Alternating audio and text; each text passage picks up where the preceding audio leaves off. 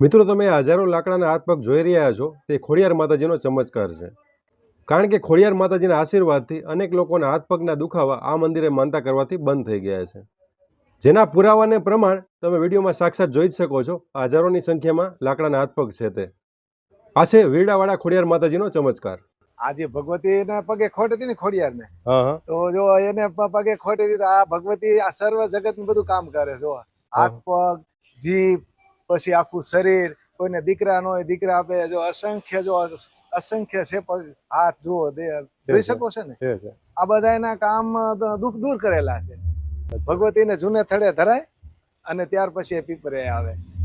મિત્રો, આશા છે કે તમને આજનો અમારો અદ્ભુત વિડીયો સારો લાગ્યો હશે. વીરડાવાળા ખોડિયાર માતાજીના દર્શન કરીને આપને સારું લાગ્યું હશે, તેમજ માતાજીના અનેક પરચાઓના દર્શન કરીને તમને સારું લાગ્યું હશે. તો આ વિડીયોને લાઈક કરજો, તેમજ વધુમાં વધુ શેર જરૂર કરજો, જેથી વીરડાવાળા ખોડિયાર માતાજીના દર્શન સૌ કોઈ કરી શકે.